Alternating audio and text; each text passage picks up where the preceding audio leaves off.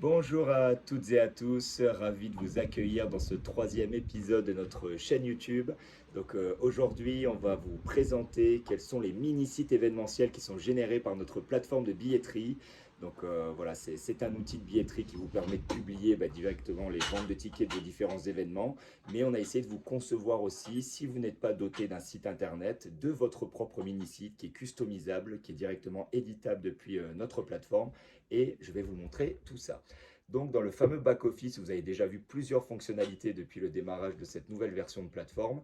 Vous avez un onglet mini-site comme son nom l'indique. Vous avez votre mini-site qui est directement généré une fois que la billetterie est publiée.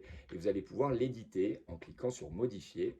Et donc, vous allez pouvoir évidemment y mettre les différentes informations de votre événement, donc le nom, la description de votre événement, notamment si vous avez un programme avec différents temps forts, des horaires, des choses que vous souhaitez promouvoir. Comment accéder à votre événement? Si vous êtes notamment sur des accès, vous avez des transports en commun, vous avez des métros, le transport, les avions, le train, les gares à proximité, etc.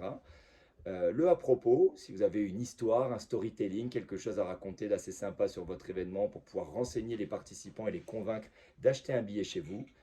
Le widget, donc le fameux widget, on fera un autre tuto là-dessus, mais qui vous permet de démultiplier vos billetteries. Vous allez pouvoir les intégrer sur différents sites internet. Je ne sais pas, par exemple, vous travaillez avec l'Office du tourisme, la mairie de votre commune, différents institutionnels, des professionnels, des partenaires. Vous allez pouvoir démultiplier les points de vente et mettre plusieurs billetteries par des widgets, comme on les appelle chez nous, sur différents endroits.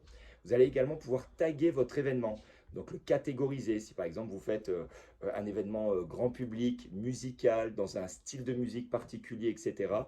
On vous présentera la fonctionnalité CRM de notre billetterie d'ici quelques temps et vous allez pouvoir justement grâce à ça catégoriser vos publics pour pouvoir mieux les fidéliser, leur proposer un contenu qui est plus approprié par-dessus. Vous allez pouvoir mettre évidemment une photo de logo, une photo de couverture. Vous allez pouvoir personnaliser les polices d'écriture, les titres, les différentes informations aux couleurs de votre charte graphique, mettre le lien des différents réseaux sociaux que vous avez à disposition, votre site internet, connecter votre Instagram. Donc ça, c'est super. Vous avez directement le feed des photos de votre Instagram qui remontera sur votre site internet, votre mini-site événementiel généré depuis la plateforme. Et une fois que vous avez réalisé tout ça, vous avez, ça y est, votre mini-site comme vous le voyez ici, qui est aux couleurs de votre événement.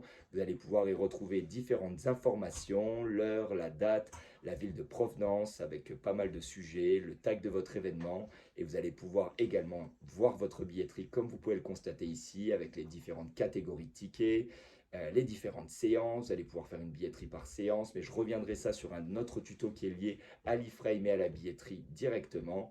Et comme vous le voyez tout à l'heure, la page à propos, la localisation de votre événement et toutes les informations pratiques. Voilà. Merci à toutes et à tous. J'espère que ce mini-site vous a plu et au plaisir de vous retrouver dans une prochaine édition des tutos. Merci à vous.